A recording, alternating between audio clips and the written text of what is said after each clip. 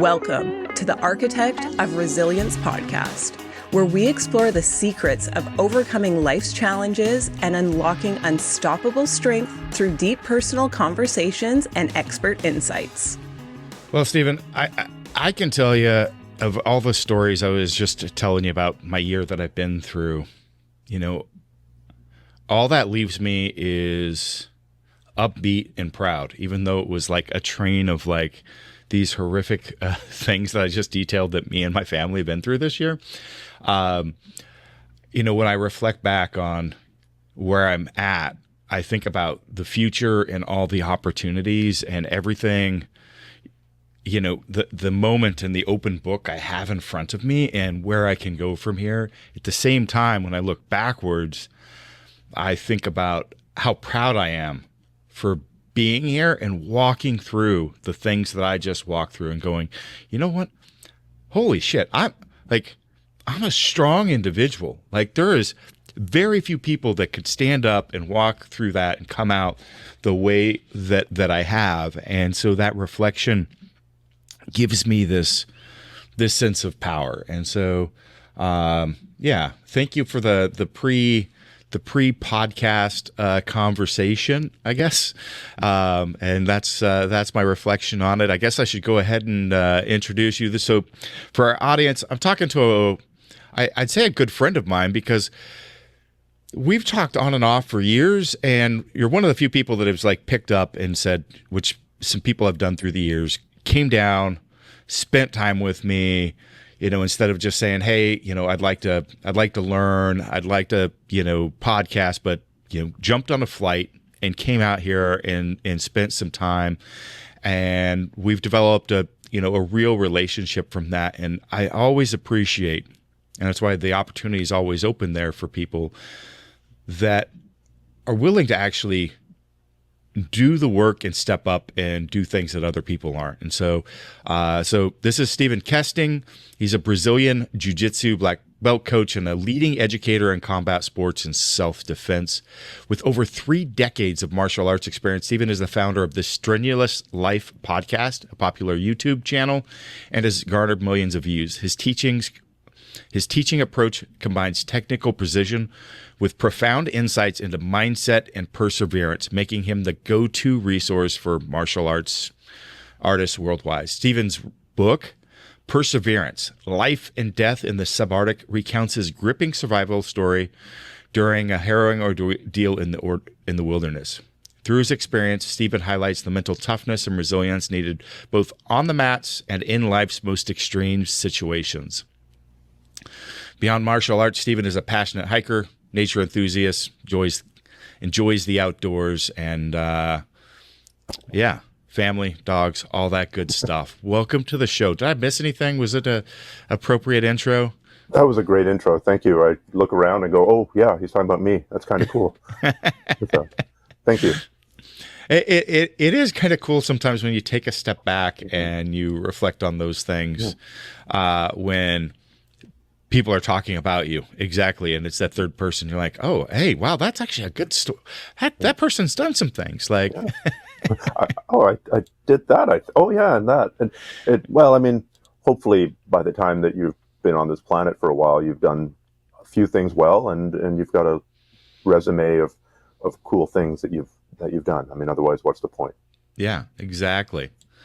Well, let's, the Architect of Resilience podcast, right? It's a lot of discussions around strength, but the definition of strength. And can you tell me how that definition has maybe evolved in the recent times for you, both Sure. on your journey in the physical sports martial arts, but as well as, some of your other experiences? Mm-hmm. Well, to start with, if we're just talking pure physical strength training is important. Not to the same level as for you or for many of your guests. I lift weights, and I think it's something that's allowed me to keep my body together despite my 5 decades and many, many miles, right? It's like Indiana Jones said, it's not the years, it's the mileage. But strength is really the ability to keep going, to not stop. And strength and endurance and perseverance kind of blend. And There's a saying in the martial arts that of all the physical attributes, whether that's strength, speed, balance, reaction time, even strategic thinking, of all those attributes, the most important one is endurance. Because if you're tired, you're not strong. If you're tired, you're not fast. If you're tired, you're not even smart. And when you're talking about projects that take multiple decades to pull off, at that point, you need the endurance to just keep going. I mean, since you mentioned the book is really the story of a goal that was in my head for 20 to 30 years and was this lighthouse that I was navigating towards through some really difficult times. And I wasn't in the position to pull that off for a long, long time.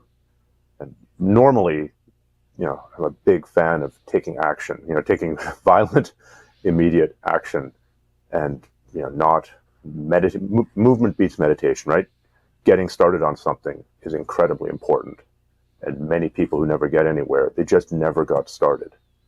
At the same time, that's not always possible. Sometimes you're just in a position where you've got to sit and take it and eat shit for months, years, in some cases, decades, until you finally get in a position to pull the trigger and do something that you've dreamed about. So it's this dichotomy between, take immediate action and get started, but at the same time, you can't always do that. And sometimes you just have to sit in the pit and slowly and methodically work towards getting in a position where you can even get started.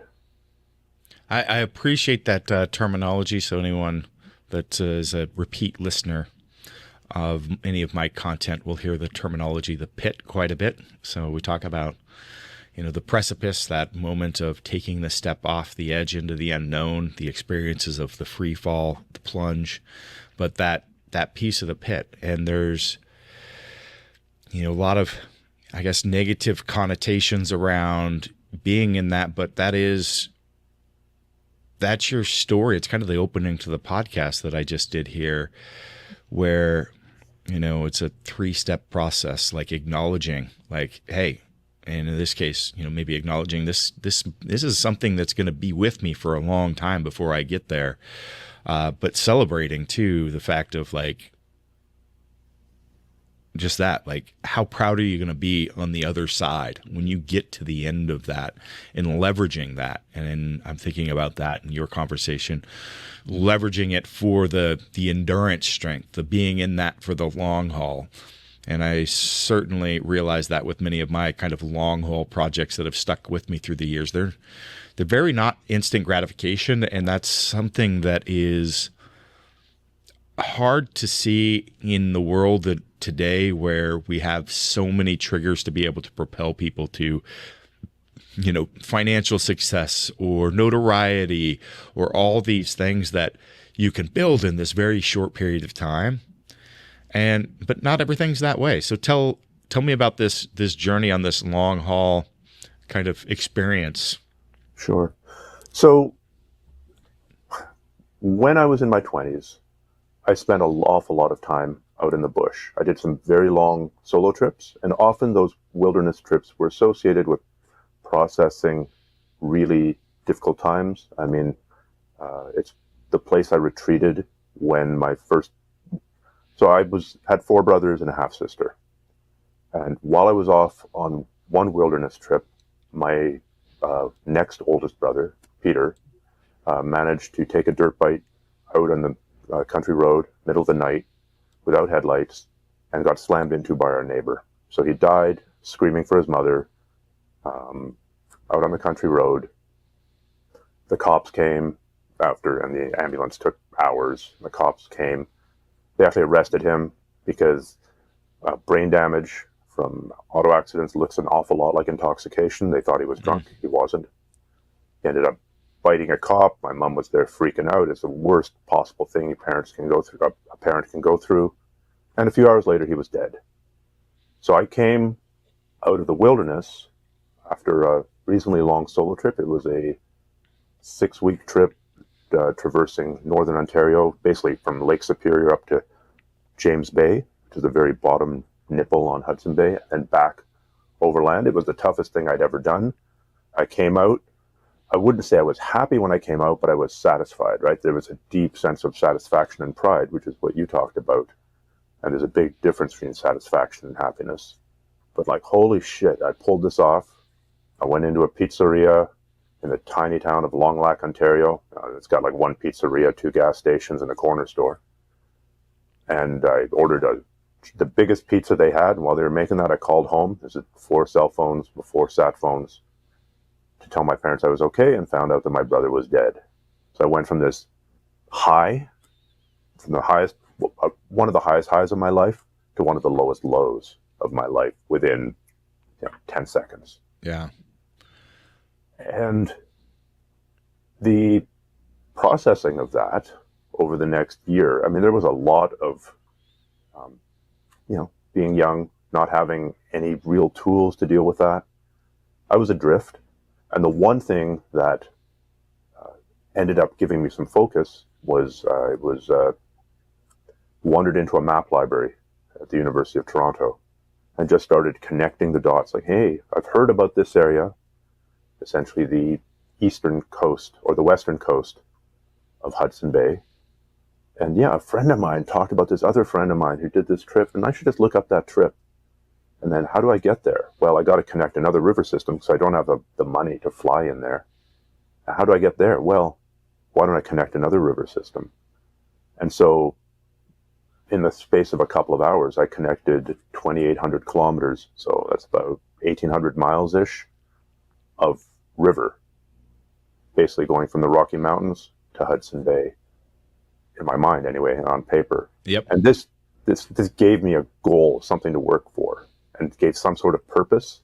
And also, I think, returning to the wilderness, when the wilderness was where I'd gone from my highest high to lowest low, it was kind of a redemption, right? I'm going to try this again. I'm not going to allow that experience to be stolen from me and recast as being associated with the death of my brother. And so, I slowly worked towards that goal. And I ended up taking off from Jasper, Alberta, which is in the base of the Rocky Mountains. So this inspiration for doing this were what, you were in your maybe 20s or 30s? Yeah, I was in my 20s there. I was in my early 20s. So that's this idea formulated in your head, but the actual journey itself now is, we're talking this last... I ended up doing that journey in my 20s. Oh, you did? Okay. I bring that up because that was my touchstone for how to process grief and how to process mortality and how to, that's the place where I go. And so in my early 20s, when you have not much money, but lots of time, it was possible to retreat to the wilderness to deal with things like that. And, within the first week of being out there, the grief that I'd been holding, I hadn't cried at all about my brother's death. I'm paddling down the river. It's a sunny day, and all of a sudden it just comes up and clubs me from behind like a baseball bat ambush. And now I'm floating down a river that's, it's a river big enough to be seen from space. And I'm there, little tiny person, little tiny canoe, sobbing my brains out. And that was incredibly cleansing. And by the time I was about halfway through that trip, I think I had processed that grief about as well as I could have. And then the second half of that trip was just adventure, and that feeling from going from there's something wrong, but I don't know what it is, to, hey, dumbass, here's what's wrong. And being able to process that by myself in privacy in a relatively high stakes situation. It's kind of weird how going to a high stakes situation and being alone and being completely isolated allows one to laser focus on things.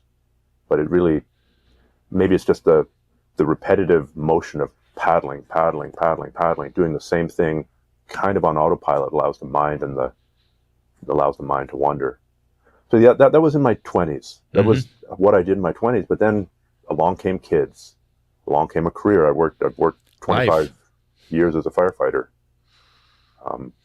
I've dealt with a lot of death since then. Not only did my one brother die, had another brother die, I watched my grandmother die, I watched my mother die slowly and painfully from ALS.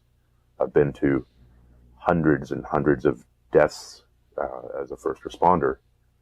And I don't know about that all being, I mean, there's a certain amount of trauma there, but at the same time, it's also an incredible gift, right? If you watch someone pass away in front of you, it's awful, it's terrible, and it's also their last gift to you. It's a memento mori. Hey, this is where we're all going to go. So what are you going to do with your time? It's this, again, a weird dichotomy between watching something terrible unfold, but it also being their final gift, that person's final gift to you, whether you know them or not. And obviously, if you know them and are closely tied to them, it's an even more powerful gift. Yeah. Yeah. No, those words are really striking home with me right now. So, then just to wrap up the basic storyline here, in my 30s and 40s, I was nose to the grindstone. I'm relatively well known in the martial arts space, and especially the Brazilian jiu-jitsu space. So I was building those channels, that business, and that knowledge base. And it's just a lot of hard work, as you know. Yeah, you put in the time for sure to build. I mean, you've got 300,000+, I think, subscribers on YouTube. Yep. Like, you're a well-known figure in this industry. You've got training programs, like, you've been. That stuff doesn't happen by accident. I wish. That is years of grinding and putting in some hard work.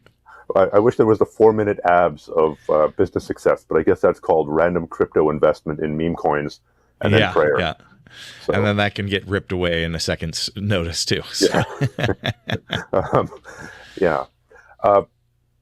So as I'm grinding away, I'm also finding out that I'm dying because I had inherited something from my mom. I had inherited polycystic kidney disease, where basically your kidney function just precipitously declines. Well, inexorably declines up until the end when it becomes precipitous.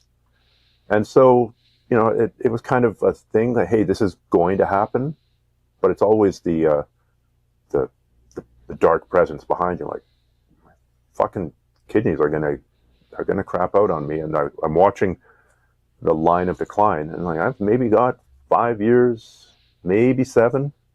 And then you reach the Hail Mary stage, right, where you're reading every last publication on the topic, and you're like, hey, here researchers in China found that if you did this if you gave rats, I think it was like niacin, that it delays polycystic kidney disease. So now I'm popping niacin, knowing that there's a very small chance this is going to work, but you're in the Hail Mary stage, like, what's the worst that's going to happen?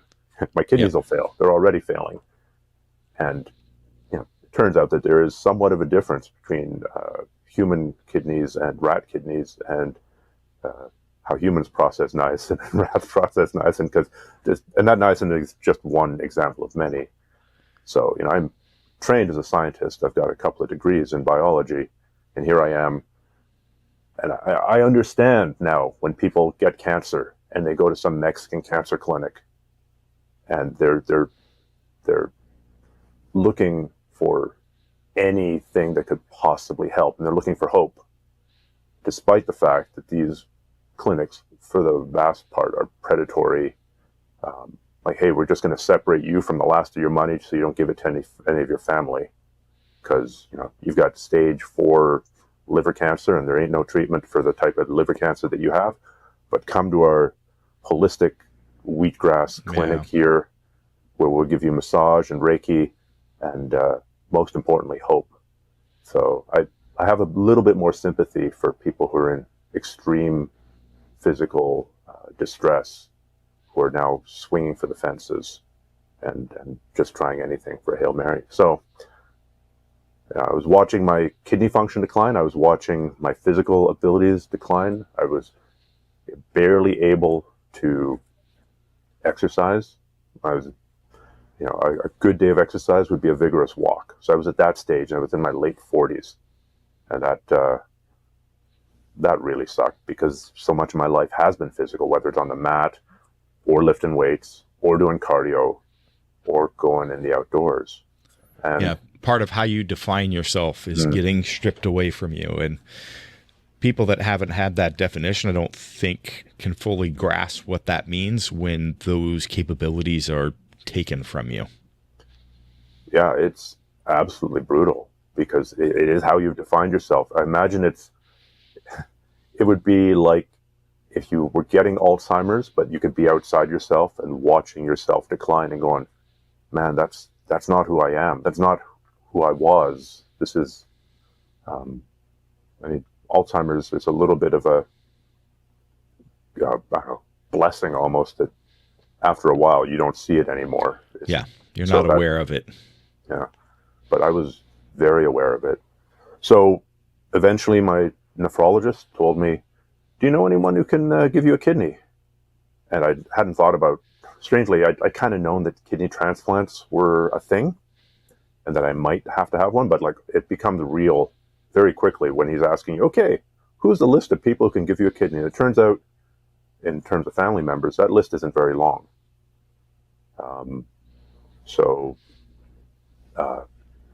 This is horrible. Like 1,000 times rather would give someone a kidney than ask someone for a kidney.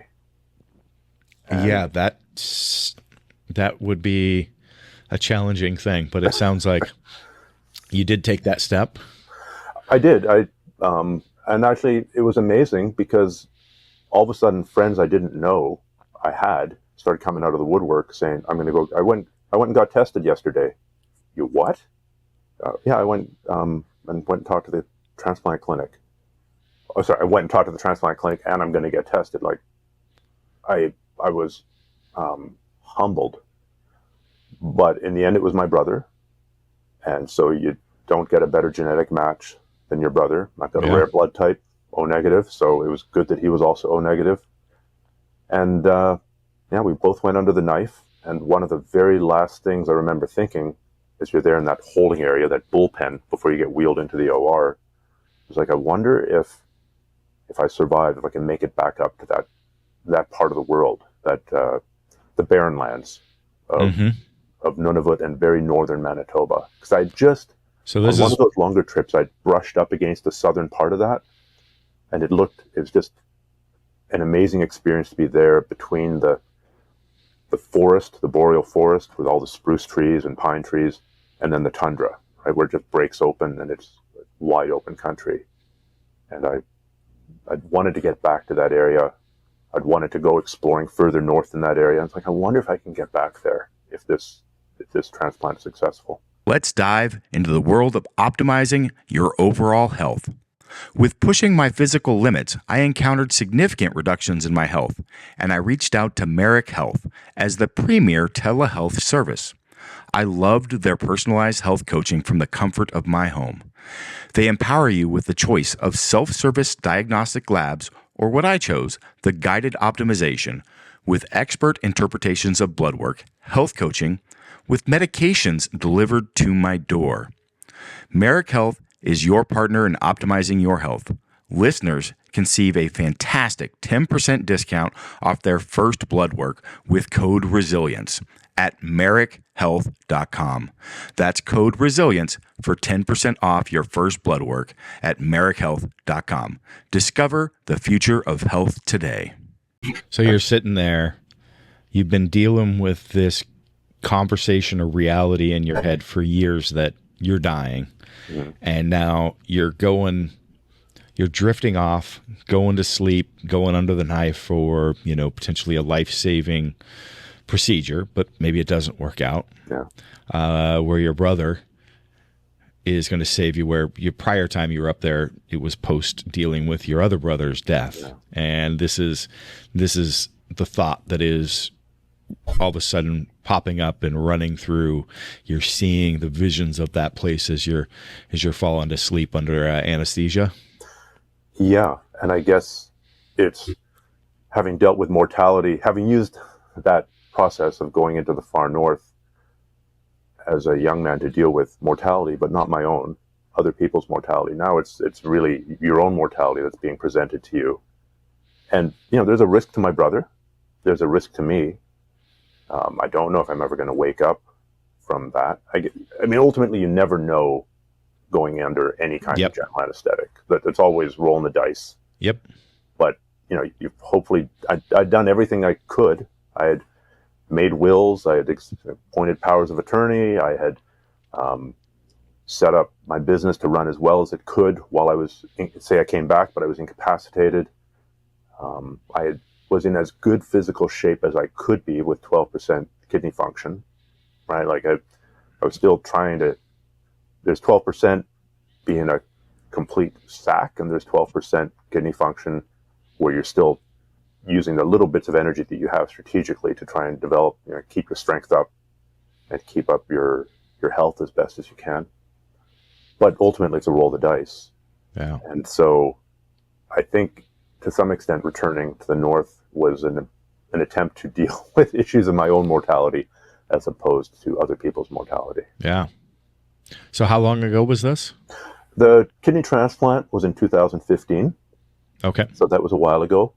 But it took... So that was not too long before we met, because I think we met maybe 2017, 2018, somewhere in that range. That was when I was finally beginning, because it's tough. Like a kidney transplant knocks the hell out of you. I mean, the weirdest thing is growing pains. Remember those amazingly sharp pains in your shins or your... I've got my youngest going through that on occasion now. She's 7. So Well, I got to go through it twice. Once when I was 7 and 8, and once post kidney transplant, because your body's been doing all this amazing juggling of calcium and magnesium and electrolytes as it's desperately trying to stop you from dying.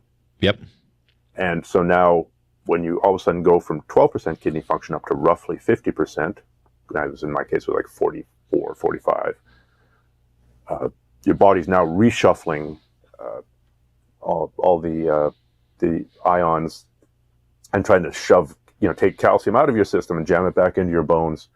And so, I got to go through that. I got to go through multiple infections and multiple complications and a double kidney removal, which was actually incredibly painful. Nothing like feeling like somebody's pushing a screwdriver through your abdomen for days on end. So that was good fun. Times. Yeah. Oh yeah.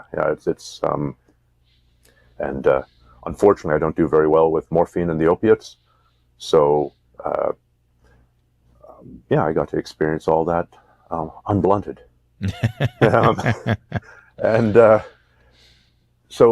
It took, when we met the first time, it was I was right in the throes of the recovery there. Like, okay, what's this month's medical surprise?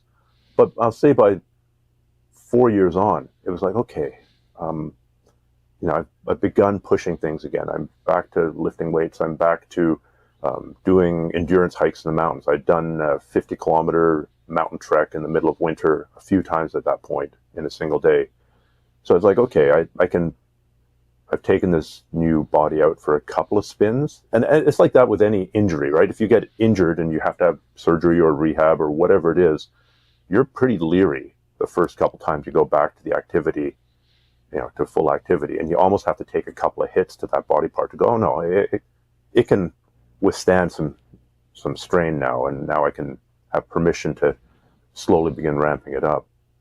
And, that area began to sing to me, and that it was a vision, and it had been a vision for 20 years. Like during the dark days of having 2 young kids in the house, and quite frankly, going through the early stages of a divorce. This is pre-transplant. I had the actual physical NTS 1 to 250,000 maps on the wall of the hallway that led to my office. So every time I walked down there, I could look at the map and like study the lakes, and it had been this beacon for a long time, and like, let's make this a reality. So now, to make something a reality, you have to ask yourself, what needs to happen if, right? What would need to happen? Well, one thing that would need to happen is I can't be the only person running my business, because if I go away for, I figured, a couple of months to do this trip, the business would just implode and I'd come back to financial catastrophe. So what would need to happen? Well, I'd need to hire somebody and train them. And I tried to do that before, and it never worked out. Like, no, I really need to get serious about outsourcing some of this, and also growing enough to be able to afford the outsourcing, and Yeah. growing enough to be able to afford the financial costs of doing going fucking off into the woods for a couple of months, because that ironically isn't the cheapest thing. No, it's not the easiest thing to just spend a few months on vacation. Well, I wouldn't call it vacation, but you know what I mean. Sure, a That's very masochistic vacation. yes, masochistic vacation, but it's still something that, again, unless you're just out of high school, you've got, some support, you don't have all the liabilities that you've encountered of having, a family, a life, a business, a career, any of that stuff. That's a pretty big thing. Yeah, but it's you got to prepare for it. It's a useful thought exercise for anyone who's running their own business.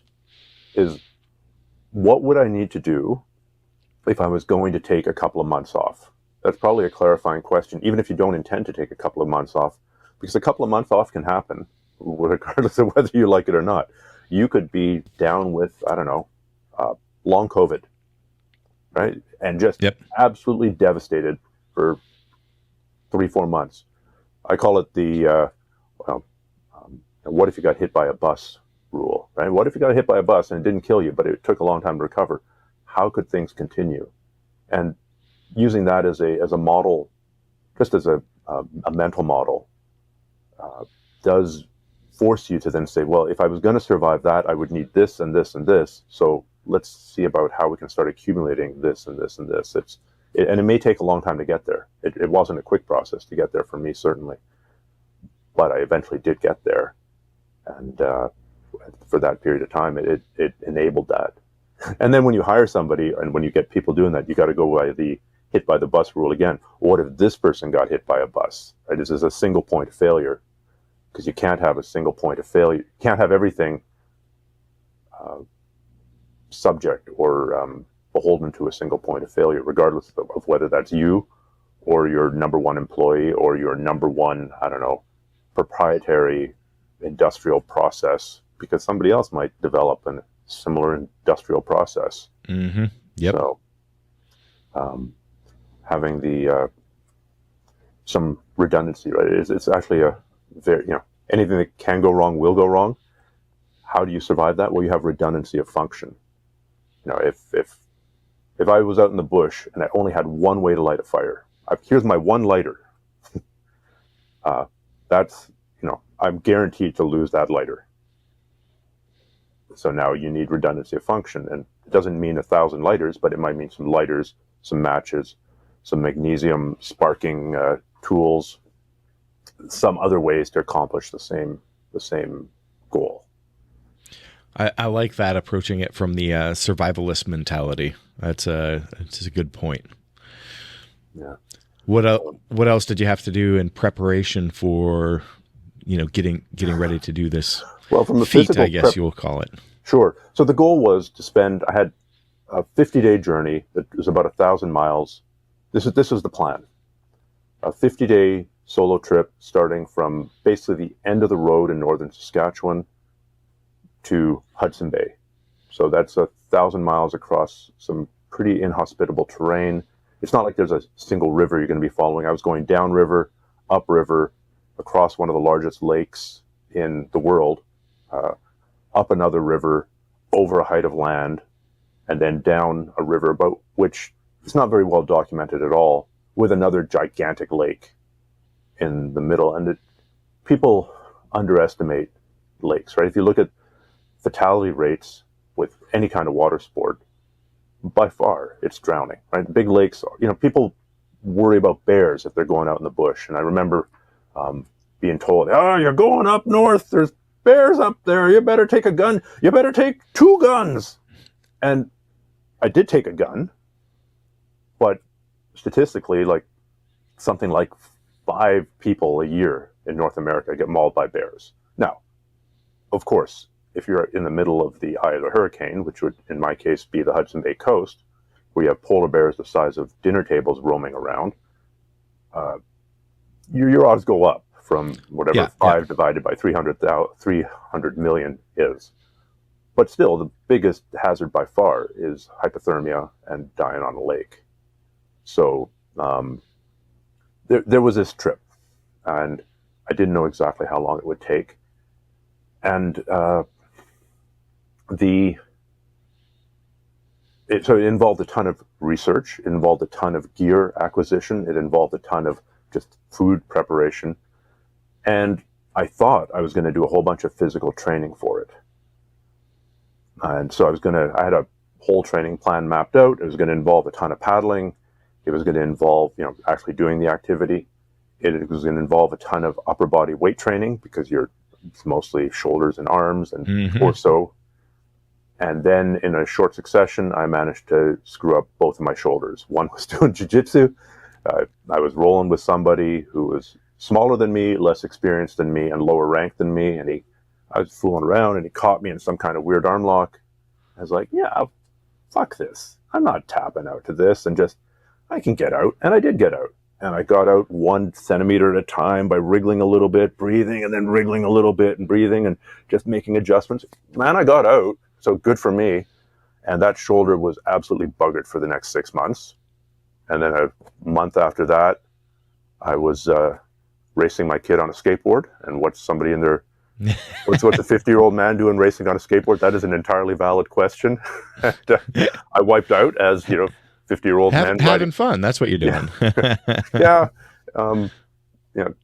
Kissing the pavement at 20 miles an hour at 50 years old, managed to blow up my other shoulder. So now here I was. I had done all the work to get ready for this massive trip, this trip of a lifetime, this thing that I'd been looking forward to for literally 25 years.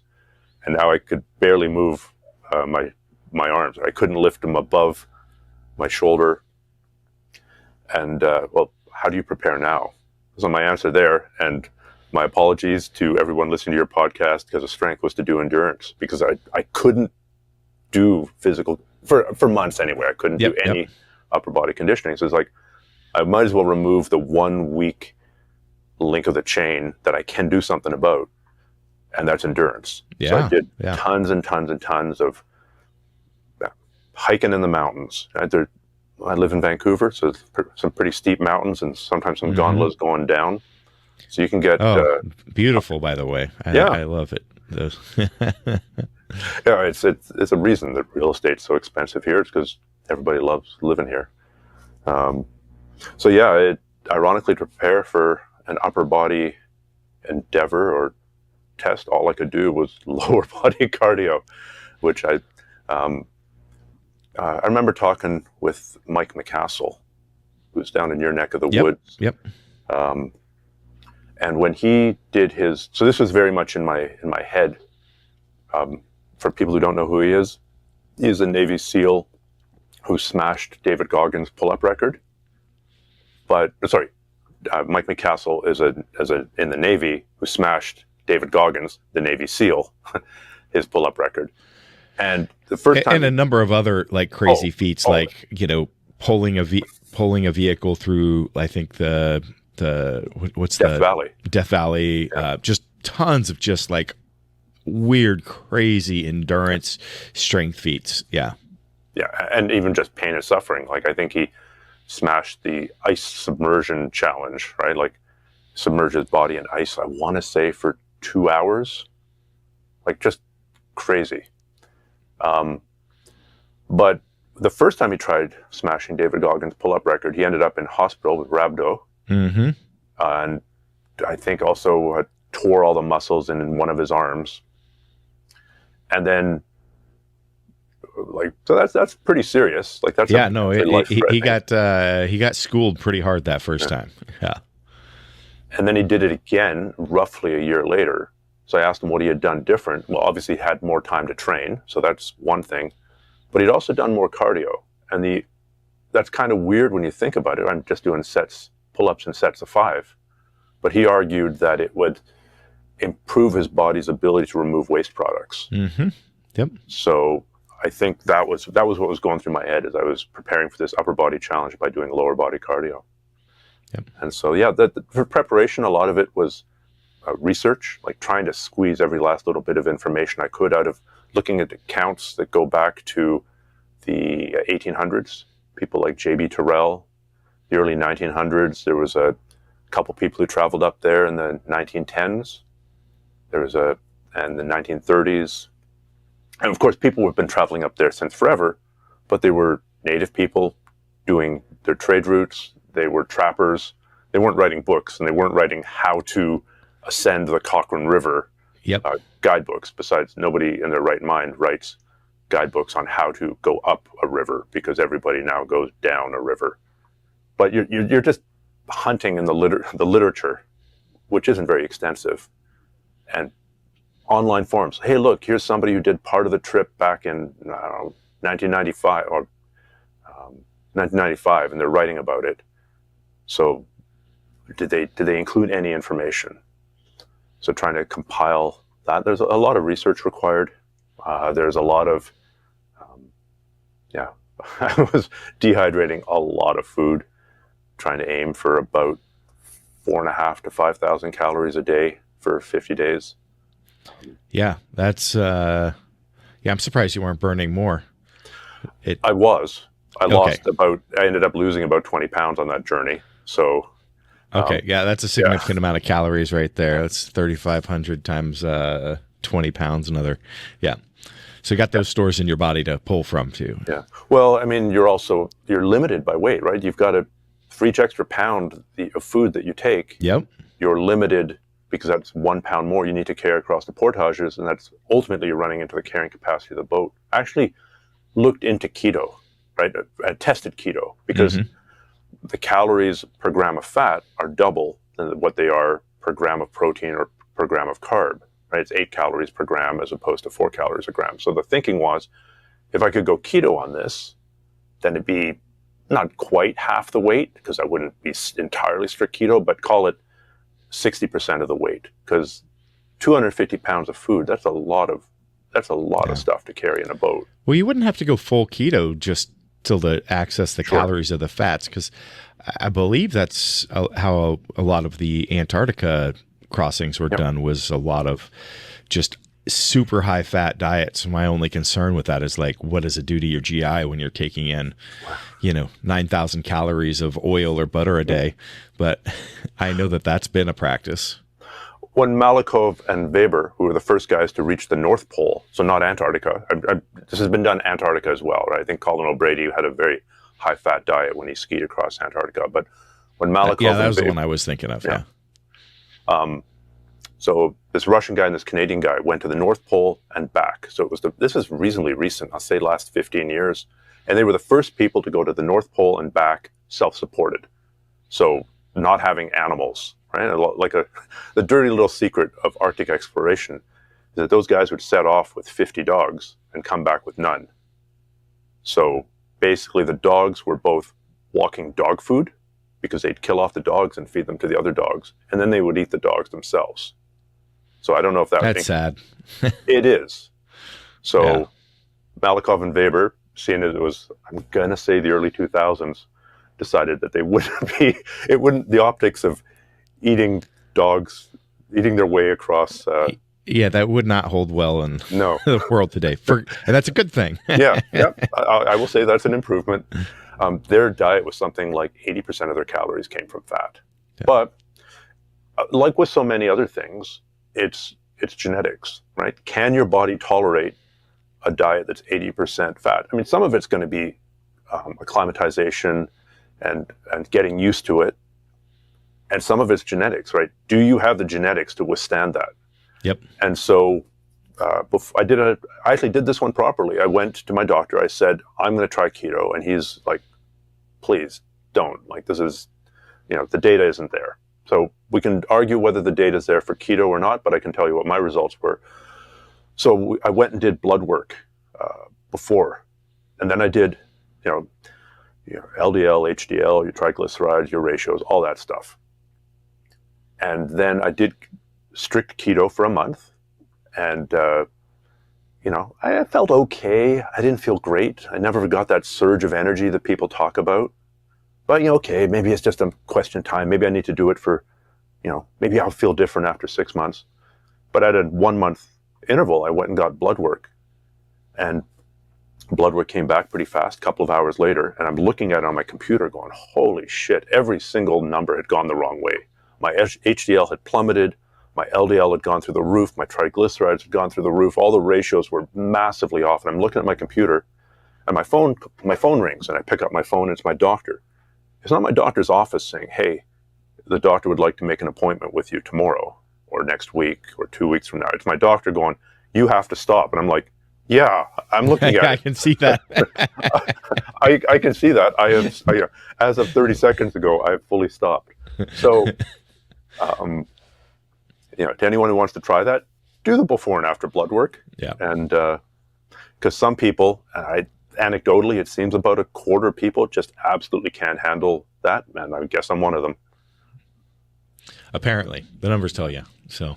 Yeah. Well, I mean, of course, there's going to be people going with no true Scotsman arguments. Well, you were eating, I don't know, too much coconut milk and not enough coconut oil, or if you'd done it for 12 months, then your metabolism would have shifted or something like that. I highly recommend that people, anytime you're doing any major shifts in diet, supplementation, medications, pharmacology, like doing before and after blood work. And so Merrick Health is really great resource for anybody that doesn't have, a doctor where you can work with a provider, Really? online, and they do some incredible assessments. They have the best.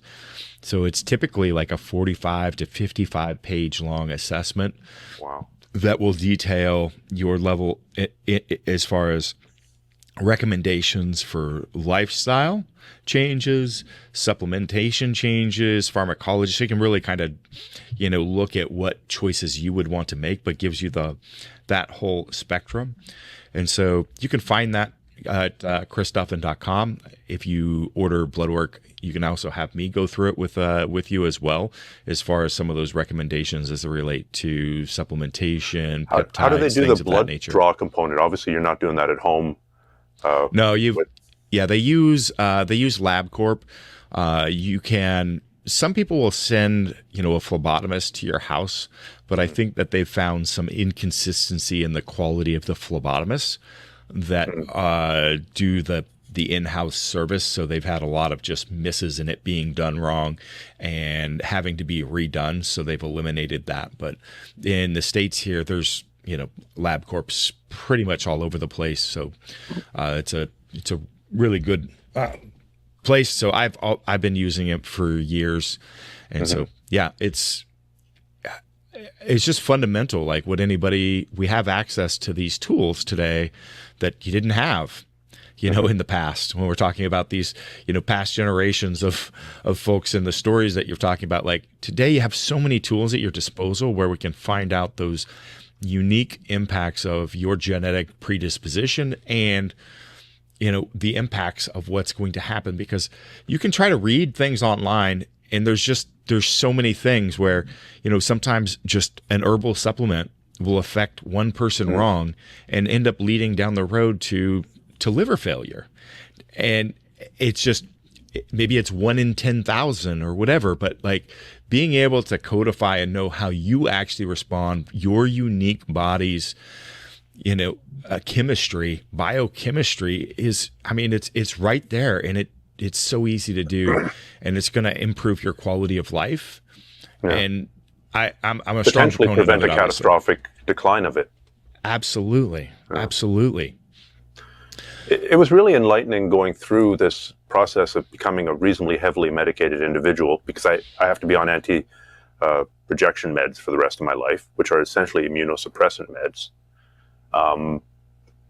Talking to these doctors that say, not just a doctor, talking to kidney specialists, talking to not only kidney specialists, but transplant kidney specialists, and asking a question like, hey, what happens if I start taking, I don't know, magnesium along with these meds?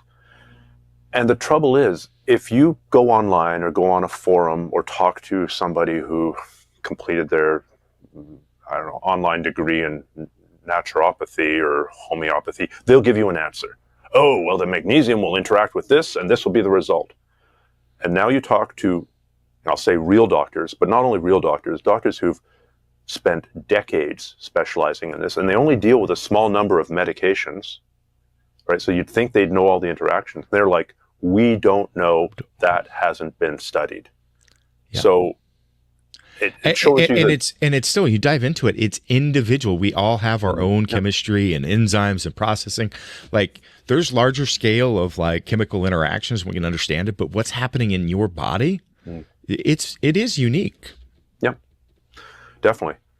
And but even there's a unique component which you can't get around, right? Stephan tries keto, pretty good example of a disaster. But then there are also, if you've got two medications, you know the effects of one, you know the effects of the other, and you know the interactions. Okay, let's increase that to so you need to know three things. Now you got to three medications. Well, now you need to know three plus the interactions, one and two, 1 and 3, and 3 and 2. So the number of interactions you need to know goes up. Now you increase that by, say you're taking 5 different supplements. And it's only 5 supplements. Oh no. You need to know the side effects of those 5 supplements and the interactions. And now not just the pairwise interactions, but maybe there's a 3-way interaction like that. And now we're mixing this with genetic individuality and your gut biome and God knows what else. It can get complicated really quickly. So yeah, I think we're both very firmly in the camp of, you need some kind of objective insertion of reality. And whether that's, so I get blood work every month. It's not as fancy as the blood work that you're talking about. And I certainly want to look into the blood work that you're talking about, even if it means zipping across the Canadian-US border to have my blood drawn at a lab in the States. I'd love to get that coordinated for you. So, it's just, you also need to work with a provider that is not looking at managing, oh, well, you don't need that. Like, this is it's an opportunity to you to have a forward-looking, preventative, approach to managing your health, not after the fact, like, oh, well, we're not going to run these numbers because you're not diabetic. Well, we need to look at, there's a lot of things that are leading indicators that we can really manage and head off and see if certain things are, working in your lifestyle or not. So, and just like, your example of your lipids and everything going completely off kilter in a month's time frame. I mean, you can take, it's pretty crazy what you can do with interventions with the opposite direction of what you did with diet and supplementation, where you can completely head off these highly medicated conditions with hyperlipidemia or, diabetic type conditions in literally a matter of weeks, 4 weeks, 6 weeks as well. If you've got the information and the guidance. So it's I highly recommend people do the work. But let's jump back to your story, because we're going to be pushing on an hour here, and I want to make sure we get into the actual journey itself, sure. So or at least as much as you want to. So yeah, that's a long setup. So basically, July 1st, 2019, I set off from Mississippi, Saskatchewan, down the Churchill River, and set off on the first of the 7 legs of the trip, and it was definitely one of the hardest things I've ever done, because, the challenges of the North are really wind and water. Somehow the wind up there always has a way of going the wrong way. It's amazing. You're going south on a river, the wind is coming north. Now the river turns and goes east. Well, guess what? The wind is coming west. And then the upstream segments were extremely difficult because the river was in flood. So the water's running through the trees, the shoreline that you would normally be walking on, dragging your boat up on ropes. So I spent a lot of time buried hip deep in water, kind of with an ersatz wetsuit, like heavy rain gear over semi-insulative clothing. So I was burning. That sounds brutal. Yeah. I think the amount of calories that you burn goes up somewhat when you're in cold water for a large part of the day.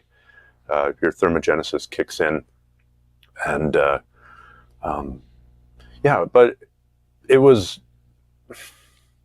There were many times that I thought I wouldn't be able to complete that. the problem that I thought I would have initially, with both my shoulders being buggered, actually got better.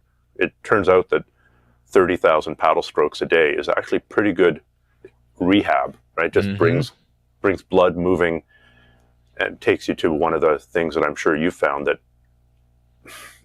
strengthening, getting movement through a damaged joint and strengthening the muscles around that joint don't always work, but it works 80% of the time. Usually the answer to I've got a sore back is to begin strengthening your back. Yep. I'm sure there are, we're not doctors, we're not giving anyone advice. Movement is an incredible healer. Movement and blood flow, like it's like fundamental.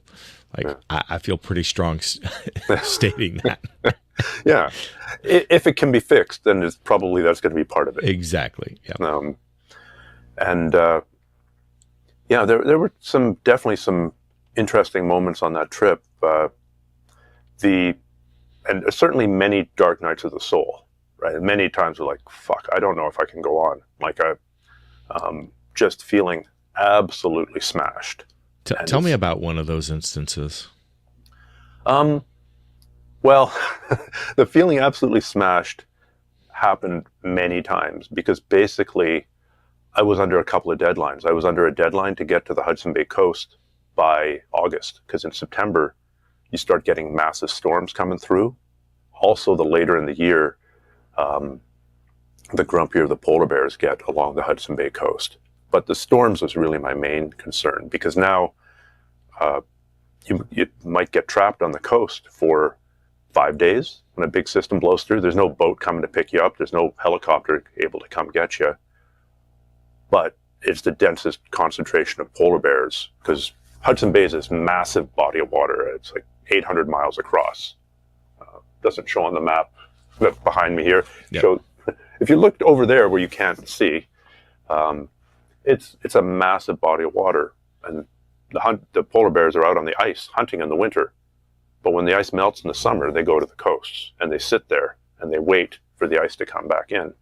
So that 10-mile stretch in from the coast is polar bear central. So it'd be kind of a bad thing to be trapped on the coast by the predictable autumn storms in polar bear central. So there was kind of a hard deadline for me there. Also, you're only carrying a certain amount of food, and you don't know what's coming up. You don't know, once I passed the last tiny native outpost, because along the way, in the first half of the journey, I passed 3 little tiny native villages. And those were useful for getting an extra, 5,000 calories, right? Once you've been underway for a while, you can eat anything you want, right? Oh, here's a Haagen-Dazs. Let me just slurp that down. Like here's a pint, and down the hatch it goes. And I'll take my bag of brownies. There's not a lot of food choice out there, and some apples. And look, half an hour's gone by, and this 2,000 calories worth of brownies has just disappeared. That feels completely normal, because you're burning so much energy. I'm sure when you were gearing up for your 1,000-pound squat, 1,000-pound deadlift, you were just burning ridiculous numbers of calories a day. I couldn't get enough food in. Like I was a chore, like trying to eat all constantly. Yeah. But I found that just, waking up in the morning and like hobbling around camp like an 80-year-old man, just arthritic and bent over, because now you're bent over in this paddling position all day. The real trick was to lie to yourself, right? I'm just gonna go for 5 kilometers today. I'm just gonna make it to that other island.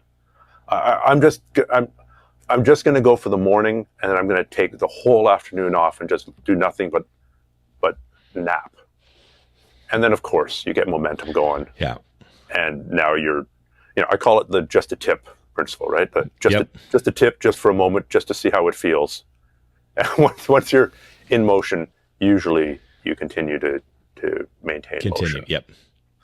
So I'm a firm advocate of lying to yourself to get you going. But at the same time, you also need to have, when you're by yourself especially, you need to be your own voice of sanity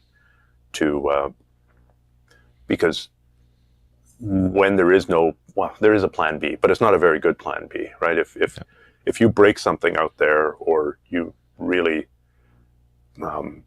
fuck up trying to run a rapid or trying to portage, and you could lose everything. You could lose your boat, you could lose all your food. And I took precautions, but it could still go catastrophically wrong. So you need to be balancing paranoia on one hand, because the consequences are so severe if you screw up, and on the other hand, you need to be get this mentality of like, whatever I need to do to get going. And it's a dichotomy, because too much of one, if it's too much paranoia, you'll never get started. And if it's not enough motivation, if it's too much paranoia, you won't do anything. And if you're too gung-ho and like complete at all costs, and you lose track of the big picture, things go catastrophically wrong. I think one of the hardest moments of the trip was, so I was going up the Cochrane River, so getting close to the tree line, and things started getting a bit hazy, and like there was the sunset was like really, really red, and there was just a little smell of a campfire in the air. And I told myself that this had to be massive wildfires, because there are now massive wildfires pretty much every summer in Alberta and maybe British Columbia, so thousands of miles away. And this is just being carried high in the air. And I woke up the next morning, and it was just a haze. You could barely see, like you couldn't even see a mile. And the smoke was heavy on the ground. Like, okay, that wildfire is a lot closer than I thought.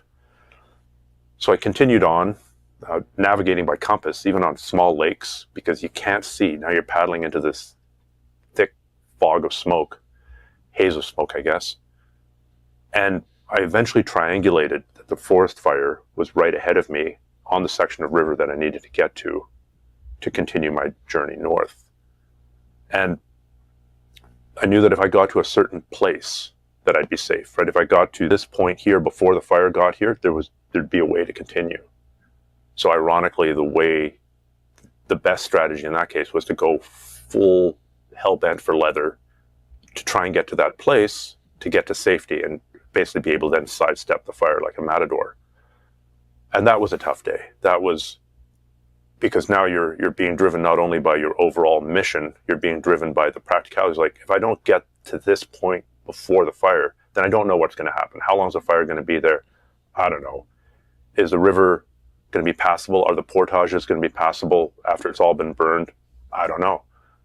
So I had an emergency stash of caffeine tablets in my medical kit, and popping those and just going as hard as I could with no break for about 13 hours of upriver travel. That was a tough day. Yeah, I'd imagine. I was lucky I'd been on the road long enough to acclimatize the body, because to a certain extent you can only you can do training for something, and you should do training for something, but in the end it's only the activity itself that provides the best or the truest form of conditioning for it. And once you're in a challenge, like, you can't prepare for a marathon by running a marathon every day. I'm going to go out on a limb and say you can't prepare for a 1,000-pound deadlift by doing a 1,000-pound deadlift every day. You got to, be deadlifting something less than 1,000 pounds. You're the deadlift expert, but I think I'm right on this one, right? I think you're right. Yeah. So once you're in a challenge, it's terra incognita. Yeah. So you get an opportunity to push yourself really, really hard. Yeah. Tell me about the small villages along the way. Sure. How large were those? How connected are those to, society, at large?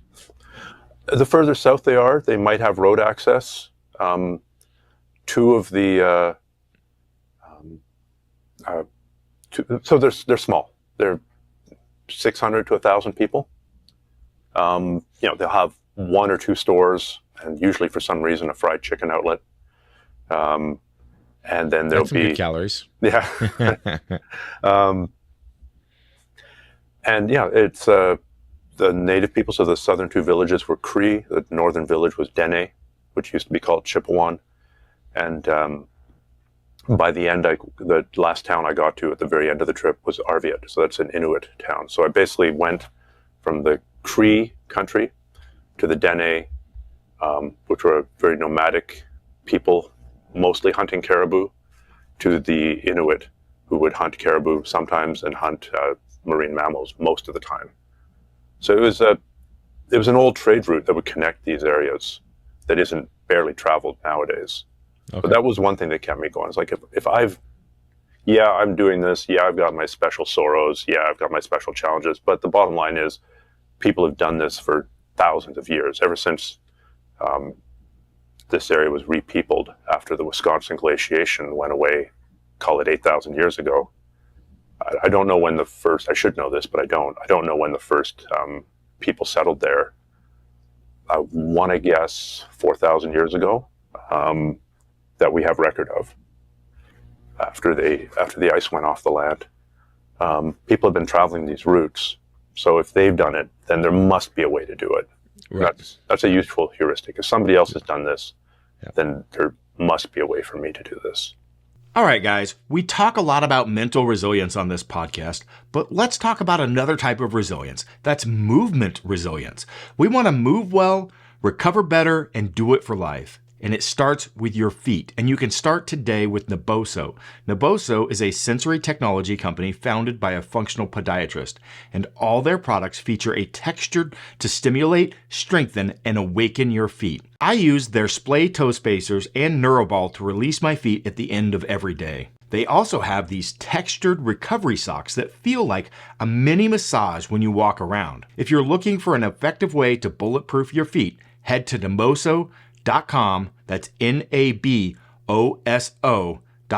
and use code RESILIENCE for 20% off.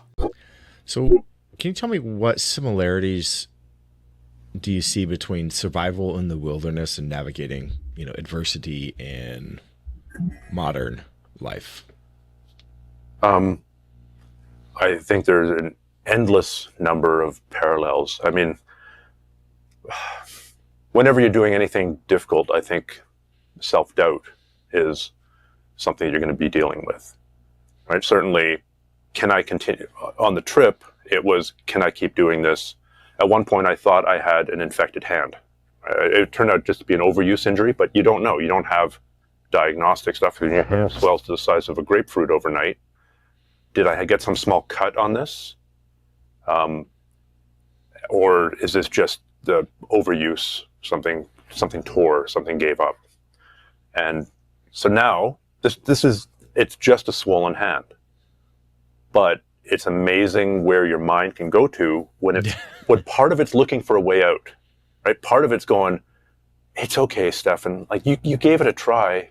You're suffering, but with this hand, you probably can't continue. Like it probably wouldn't be safe to continue. Like you're going to end up just having to chop it off or use a saw to take it off, right? If it's infected.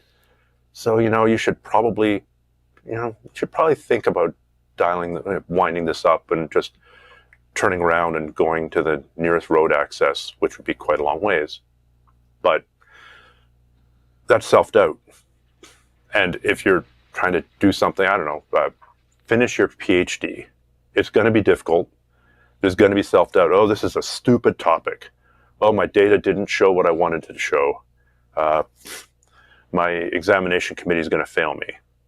I should just, play video games all day and give up. So you're dealing with self-doubt in both cases. But what I learned was that it's not about denying self-doubt. It's about recognizing self-doubt. And it's kind of like going, okay, things are objectively shitty right now. And this is about the time that self-doubt should come, right? It's like this animal that sits at the back of the cave waiting for moments of weakness to come out and start whispering in your ear. And if you can go, oh, there you are. I thought you'd be showing up right around now. Hey, how's it going? And kind of laugh at the inevitability of self-doubt arriving. It saps it of a lot of its power. So I think that was an important parallel or an important thing. something that I learned from you actually was the idea of little problems becoming big problems. I think when we chatted about your 800-pound squat every day for a month challenge, that's something you talked about, which was that you learned a lot about recovery, because if you left something, and I'm saying, I'm putting words in your mouth, tell me if I'm wrong, but that a little niggling pain one day could derail your project the whole next day. So to the extent of your ability, it's important to jump on little problems that have the potential to snowball into big problems and try and nip them in the bud. The danger of that is that you end up chasing every little problem, and some little problems are totally ignorable. Right? In the grand scheme of things, you don't want to waste your time tracking down every last little problem. But sometimes, if you have the ability to say, this potentially is a mission critical thing that could really derail the entire endeavor, that's when you got to jump on right away. Those things that can compound. Yep. Yeah. That's maybe minor, but if it's something that can compound, you've got to pay attention. Yeah. And then I guess the sort of final big idea that I came away with was the idea that health is like a credit card, right? You can definitely take money out of your account. You can definitely live on a credit card. If I gave you a credit card that had a $20,000 credit limit on it, you could definitely live pretty well for a couple of months on it. And there are times that you have to live on credit. But if you keep on doing that, you're going to end up in very severe financial trouble. Health is the same way. There are definitely times that you can not take care of your health. There are definitely times when you can not get the sleep you need, not get the exercise you need. You can live on, if we look around us, there are lots of people who live on gas station food and McDonald's. It is possible to survive on that for some period of time. And if you were starving, yeah, like I can't stand the taste of McDonald's, but I would eat it if I was starving. It's better than nothing. But if you keep on doing that, you're eventually going to have to pay the piper. So when you're in the middle of a challenge like that, you know that you're dipping down. You know that you're going. By day 30 of that trip, I was severely overextended. My credit card was blinking. There was a big red light going off. Your credit card is about to blow up. And there's a time to go into the hole, but not often. Again, it's a Mike McCassell thing. So the second time we've talked about him is you should train often, test rarely. So there are times to push it, and there are times to just be training. So pushing yourself to the limit every single day for years on end, I think something's going to break. There has to be an awareness that you can pull all-nighters if you have to for your business or for your job or whatever it is, or if you're parenting a young kid, there are going to be shitty nights, but there can't be an infinite number of shitty nights, because then something's just going to break. Yep. Well, we are getting pretty late on the timing here, so I'd like to learn a little bit more about wrapping, this trip up. Like, what did that look like? And then what are your final kind of did you resolve and accomplish what you hope to accomplish as a result of this? And then, feed that into where Sure. Can people learn more about this, your story, anything else that you're working on? Sure. Well, I'm still here, so I didn't die. And I did eventually make it to Arviat, which was the end point. I'll say the last week, the last 8 days of the trip were some of the lowest lows and highest highs I've ever experienced, because I was going down a river that was running through the tundra. So there were little tiny trees. The trees were where there were trees, they're like 5 foot high or 10 foot high. It's Krumholtz, but mostly it's open tundra. The weather for that last week was horrific. Just sideways rain, always a headwind, just about freezing temperatures. There was a couple of, in this week of horrific weather, there were 2 days of perfect weather where I came across a caribou herd. So I was paddling in the sunlight with actually a tailwind for the first time in weeks, passing through these sunlit tundra hills with caribou crossing the river right ahead of me. And it's one of those days where you go like, I've got to commit this one to memory. Like when I'm 80 years old, I still want to remember this day. Yeah. Because this is why I do it. And then, so that was the perfect day.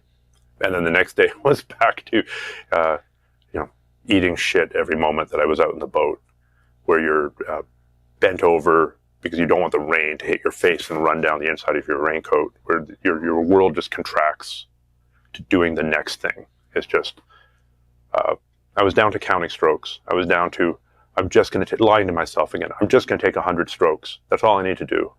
And count them out loud to 100. And then guess what? You take another 100, you start counting again. But it just disassociates your mind a little bit and gives it something else to focus on other than the absolute exhaustion and quite frankly, the searing pain from struggling that hard. And so the very last day, I was only 50 kilometers from Hudson Bay, so I should have been able to do, and it was a strong current, lots of white water. I got up super early, and I should have been able to knock that off in a 4 or 5 hours, because there's the strong current, and of course the wind turned for the last time and kicked me on the balls one last time, and it ended up being an all-out struggle to get to the bay. And when I finally got to where I was supposed to meet my pickup boat to take me the remaining 60 kilometers along the coast to Arviat, I got a satellite text going, the tide's out, the water's too shallow, you have to meet us here. That was another 4 miles out to sea. And when you see sometimes like, special forces selection videos where they have to do a forced march, and okay, 10 kilometers or 10 miles left, 5 miles left, 0 miles left, and then they get told, and you got to go further. And at that point, like half the people drop out. So going towards an imagined endpoint, which for me was a tiny little hut at the mouth of the Fluiaza River, and then just having given everything I could to get there, and then finding out, and you got to go further. Like, that was difficult. So they set off. That's pretty analogous to life, though. Yeah. If we're looking for analogies, and again, I guess it comes down to lying to yourself strategically. So I remember setting off, because now Hudson Bay is gigantic. There are literally icebergs out there. There's a fog, so you can't see very far, and you're paddling out into the open ocean in a boat. And lots of people have drowned on Hudson Bay. There's 6 miles of tidal flat and 14-foot tides. So when the tide comes in, it's white water going in, and when the tide goes out, it's white water going out. So it's like, I'm not happy about this at all. But I remember paddling out, and just, you're in the intertidal, so there's large rocks, and that's you see water, you see fog, you see large rocks, and you're paddling towards some point on your Garmin, on your GPS. And it's like, that's a trust exercise right there. Like, yeah. I'm trusting that this is the right location. I'm trusting that this little piece of silicone and rubber that I'm holding in my hand is pointing me in the right direction. And eventually one of those rocks started moving, and it was the boat. And it took me to Arviat. And I think